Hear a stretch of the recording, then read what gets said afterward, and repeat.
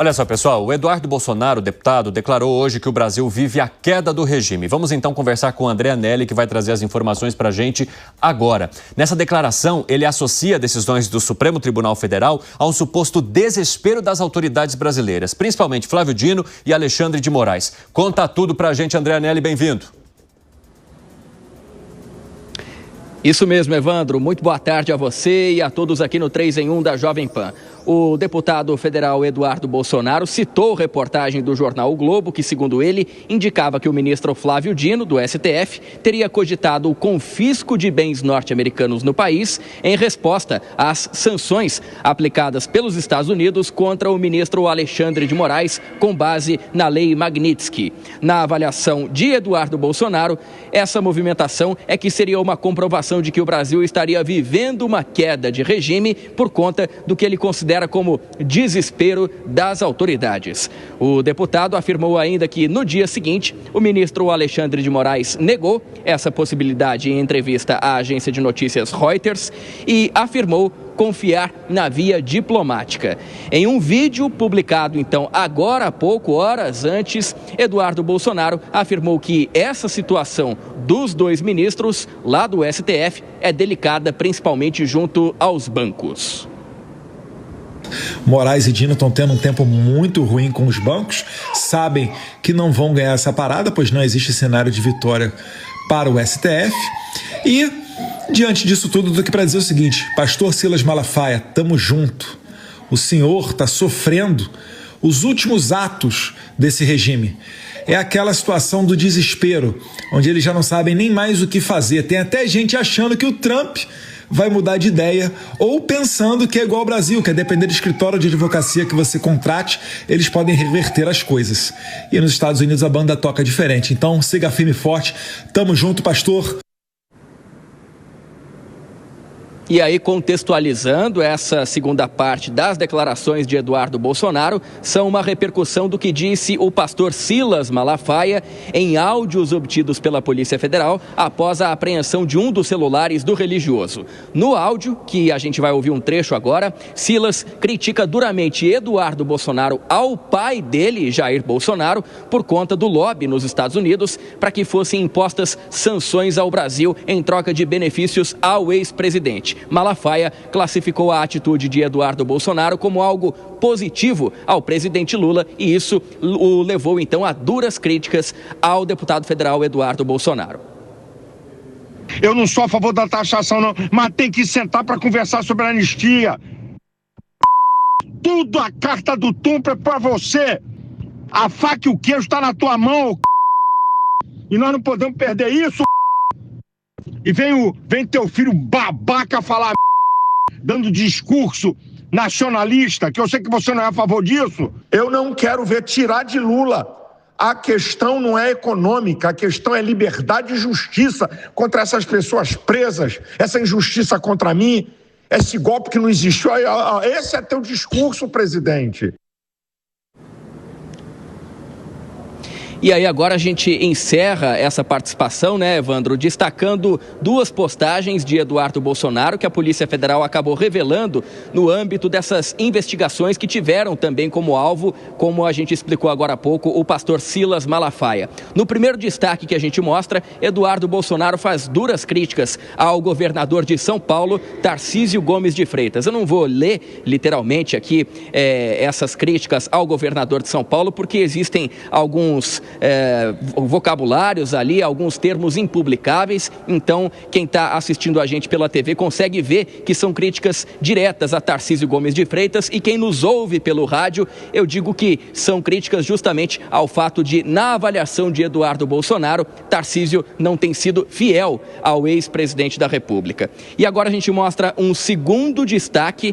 Esse destaque mostra justamente, então, mais uma postagem de Eduardo Bolsonaro, agora uma postagem direcionada ao pai dele, um WhatsApp enviado ao pai dele, trocando, então, inclusive xingamentos, mais uma vez, termos impublicáveis. Eduardo Bolsonaro defendendo o lobby que ele está fazendo nos Estados Unidos em benefício do próprio pai, uma vez que ele faz essa defesa, então, porque teria recebido críticas de Jair Bolsonaro após essas críticas do pastor Silas Malafaia. Evandro. Agora, André Anelli, Silas Malafaia tem dito que a Polícia Federal virou a Gestapo de Alexandre de Moraes, Gestapo se referindo às forças militares que atuaram na época do nazismo para Adolf Hitler, na Alemanha. Conta pra gente, Anelli. Exatamente isso, Evandro. O pastor Silas Malafaia fez mais críticas, então, à Polícia Federal, principalmente no âmbito dessa apreensão do celular dele. O pastor fez críticas também justamente à própria Suprema Corte, que estaria submetendo, então, as autoridades brasileiras, no caso a polícia, a aquilo que ele chama de caça à liberdade de expressão. E foi nesse contexto, então, que Silas Malafaia fez novamente essas críticas, fez uma comparação internacional histórica para que justamente então acabasse fazendo novas críticas justamente à atuação das autoridades aqui no país, Evandro. Muito obrigado pelas informações, André Anelli. Um abraço para você.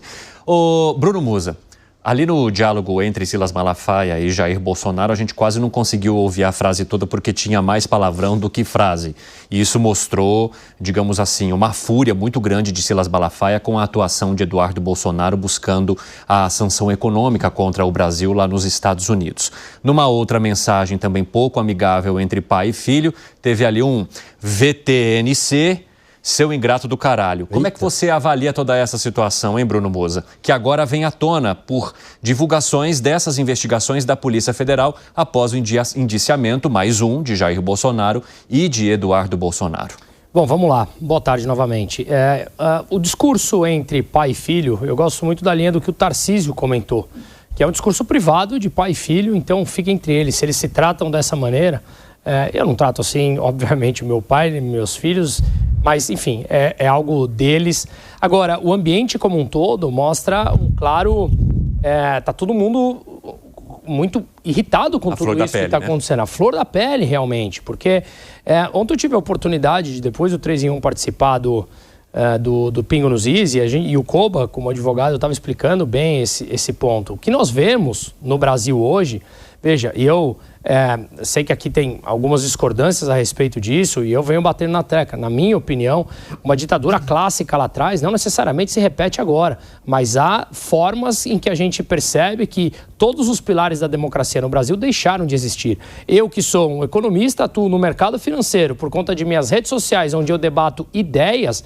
A minha família já me chamou várias vezes no ambiente privado e falou: você não acha que você pode ser preso com o que você fala? E eu falei: ora, mas eu debato ideias. Agora, se um entorno familiar te preocupa em eu ser preso ou calado, o que quer que seja, porque eu debato ideias, claramente o ambiente não é propício para o debate. Então, quando a gente percebe essas pessoas que estão na linha de frente como um todo, e volto no que o Koba estava explicando ontem, que a gente pode entender que tudo isso que está acontecendo parte de um processo que muitos juristas, inclusive, dizem que sequer deveria estar existindo, ou, muito menos, se existisse, não existir da forma como está existindo. Não deveria ser no STF, deveria ter toda a ampla defesa, tudo que a gente vem falando aqui ao longo do tempo. Portanto, o que aconteceu ontem com o Silas Malafaia me parece justamente isso, uma perseguição de alguém que tem ideias. Ora, não discordo com a ideia, ora ele fala mais duro, ora ele fala palavrão.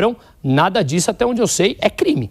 Então, não, claro que não. Nada disso é crime. Então, ele pode ter ideias controversas, mas ele estava voltando ao Brasil, ele não estava fugindo do Brasil, ele estava voltando. Mas eu acho que o problema apontado pela Polícia Federal não são as palavras, nem os diálogos, mas sim o que eles indicariam, ou seja, algum tipo de união que favoreça Eduardo Bolsonaro para atuar contra o Brasil em busca de uma mudança na decisão que está em curso no Supremo Tribunal Federal e que sequer foi tomada ainda. Sem dúvida, Evandro, mas tem um ponto importante na Constituição brasileira, que a investigação ela é privada e o processo é público. E o que acontece no Brasil é o contrário. A investigação se torna pública e o processo se torna privado e muitos gastos do governo se tornam secretos, sigilosos. Então, aonde está a Constituição em meio a tudo isso? Ô, Piperno, você entende que haveria algum tipo de divulgação seletiva de informações que favoreçam a compreensão da opinião pública sobre o processo que está em curso? Olha, eu não sei se há divulgações seletivas, não, Evandro. Não tenho convicção disso, não. Aliás, em 2016 se dizia muito isso, né? Inclusive se vazava conversa privada de presidente da República sem ordem judicial para isso. Então, no Brasil já aconteceram casos. A gente viu no que deu essa história toda, né? Pois é. Então, eu acho que... Anulação de várias sentenças. Perfeito, perfeito. Até porque foi feito sem ordem judicial. Ao contrário do que pelo menos acontece agora, né? Ordem judicial me parece que há. Agora, o que também essa série de diálogos revela é que olha só o nível do entorno do presidente Bolsonaro. Independentemente do juízo de valor que eu possa fazer desse personagem, em relação ao qual eu nunca tive, obviamente, muita simpatia e todo mundo sabe, mas além de toda essa questão de juízo de valor, é óbvio que alguém que depende desse nível de conselheiros, desse esgoto do seu entorno, porque isso aí, o Silas Malafraude, Dudu Fujão, isso é um esgoto a céu aberto. Quer dizer, como é que dá para o sujeito ter realmente equilíbrio até para construir a sua defesa com gente desse tipo? E vejam só, né? Sobra para o governador Tarcísio, sobra para todo mundo que, de alguma forma, não comungue rigidamente por tudo aquilo que eles dizem. Quer dizer, eles se acham realmente os donos dessa fatia ideológica do país, e os outros não passariam de franquias de satélites. Então, e veja, será que o Silas Malafaia é realmente religioso? Porque às vezes eu me questiono sobre isso. Acho que isso. Religioso não fala palavrão? Não é isso, mas eu acho que tudo que ele faz de tudo menos pregação religiosa. Eu não ouço eu não vejo nenhum áudio dele fazendo pregação religiosa. Eu ouço sempre ele nos comícios, ele nos eventos, ele nesses áudios, fazendo esse tipo de pregação absolutamente imunda aí, né? Ô Gani, eu quero tratar com você desse fio puxado pelo Piperno sobre o entorno de Jair Bolsonaro, porque a relação dos filhos de Bolsonaro com o próprio ex-presidente sempre foi motivo de algum tipo de discussão e contradição. Alguns avaliando que eles seriam necessários, outros avaliando que, inclusive, eles atrapalhariam as decisões tomadas por Jair Bolsonaro. O que eu te pergunto é, a exposição desses áudios e dessas mensagens traz à tona, neste caso, um Jair Bolsonaro acuado por aqueles que, inclusive, estão ao seu redor? Porque houve sempre a construção de uma imagem de que o ex-presidente era protagonista, de que o ex-presidente tinha as decisões nas mãos, de que o ex-presidente estava à frente do grupo que ele lidera. Para você, essas últimas exposições mudam esse cenário ou não demonstrariam certo enfraquecimento de Bolsonaro ao ter a prisão domiciliar decretada pelo Supremo Tribunal Federal? Não, é claro que houve um enfraquecimento por conta dessas decisões tomadas pelo Poder Judiciário contra ele. Isso não significa um enfraquecimento político da sua força, da sua capacidade de mobilizar as massas. Agora, esses áudios mostram uma diferença de estratégia. Me parece que o Bolsonaro, ao longo dos anos, ele foi ficando mais político, mais pragmático. Numa das mensagens ele diz, né, para o filho, para o Eduardo, você é muito imaturo, não sabe como funciona a política. Eu acredito que o Jair Bolsonaro acabou ficando um pouco mais realista, entendendo que muitas decisões passam pelo centrão, não é tão simples assim, você precisa do diálogo. Ele, inclusive, menciona que tem dialogado com alguns ministros do STF, uma das mensagens vazadas mostra isso, e dizendo que os ministros também estão preocupados, achei isso bastante interessante, estão preocupados com as sanções colocadas pelo governo norte-americano. Por que deste vazamento também? Achei bastante simbólico. Agora, é claro que há um enfraquecimento porque ele não tem o poder de polícia, o Jair Bolsonaro. Quem tem o poder de polícia na prática, e o poder de polícia é o poder de prender, é o Supremo. Mas ele tem o poder político, que é a capacidade de mobilizar as massas. Mas, evidentemente, que nesse cenário isso acaba o enfraquecendo. Zé Maria Trindade está lá em Brasília. Zé, seja muito bem-vindo, uma ótima tarde para você. Eu quero entender se, no seu ponto de vista, essas imagens, esses áudios, as mensagens que foram divulgadas pela Polícia Federal, se elas demonstram algum tipo de contradição ou racha neste grupo.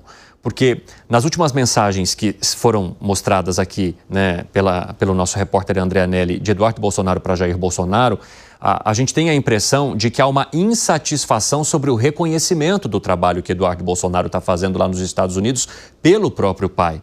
Então, ao defender outras figuras, Eduardo Bolsonaro, sou eu que estou me ferrando aqui e o senhor fica dando palco para quem só busca politicagem em 2026? E ainda nessa edição do 3 em 1, a gente vai trazer uma fala de Tarcísio de Freitas sobre toda essa situação. Não é agora, mas eu quero ouvir de você o que está acontecendo nesse entorno e se há um risco de uma possível fratura nessa ligação prejudicar ainda mais o ex-presidente e o processo do qual ele é alvo. Eu não encontrei um só político por aqui que aprovasse essa estratégia de Eduardo Bolsonaro. Alguns dizem assim, eu não estou entendendo isso. Boa tarde, Cine, boa tarde a todos que nos acompanham, boa tarde, os colegas aqui de bancada. Olha, acompanhando aqui as investigações de CPI, de Polícia Federal, acompanhando vazamentos aí, eu concluí que nem casamento resiste a uma quebra de sigilo bancário, fiscal e telefônico. Haverá um mal-entendido, um pix ali, uma depósito ali, um pagamento acolá, um beijo que dá uma interpretação dúbia. Ou seja, não é à toa que desde sempre todas as constituições, todas as leis preservam o sigilo das comunicações. Desde a época de bilhete, onde ia entregar o papel, o emissário não poderia ler que era violar uma correspondência e já era crime, né? Para você ter uma ideia de como todas as leis e constituições preservam essas comunicações. Quando se joga comunicações assim e recados íntimos, né, de família, de amigos ou até de colegas de trabalho, numa situação dessa, é claro que provoca constrangimento, provoca vários tipos de crimes, né? Até de crimes, porque são conversas privadas. Eu me lembro numa CPI que o então ministro Mário Magri, que era da Previdência, o Volney gravou para provar que existia corrupção e num determinado momento, no meio da CPI, o ministro pergunta para o Volney, e aí, Volney, você está comendo muita gente? Aí foi aquele constrangimentão danado, né? Mas são conversas que alguns fazem no dia a dia, normalmente, pronto. Mas quando vai a público, aí vira isso aí. Mas traduz a dificuldade que o clã Bolsonaro está vivendo neste momento. Os deputados e senadores que apoiam o grupo Bolsonaro de qualquer maneira, por fora eles defendem, falam, até porque são dependentes do apoio dos votos do ex-presidente Bolsonaro. Mas intimamente eles dizem que não estão entendendo e não gostaram. E eles têm razão, porque veja bem, o presidente Lula melhorou muito aí nas pesquisas e uma parte importante é exatamente essa ideia de ir para os Estados Unidos e prejudicar a indústria nacional. E nessas conversas a gente vê que não é o ex-presidente Bolsonaro. O que serviria para a defesa dele não é o grupo, mas é o Eduardo Bolsonaro. Por isso que o pai chamou de imaturo e recebe um palavrão de volta, e ele não é mais criança. Então, assim, a gente vê claramente que, primeiro, não se deve vazar e publicar, isso é a polícia, a imprensa tem o dever de publicar, né? Mas aí a polícia e a justiça não deveria vazar esses diálogos íntimos, né? Porque provoca constrangimento no mínimo, né? Então, essa é a situação. Esse vazamento sempre prejudicou a todos e provoca uma discussão errada. Em vez de discutir qual é o crime, estamos aqui discutindo palavrão. Exatamente, né? Isso traz uma interpretação pública de cada um. Então, a depender da maneira como você entende um palavrão e da construção que você tem ao longo da sua vida, você vai compreender também esse diálogo entre pai e filho.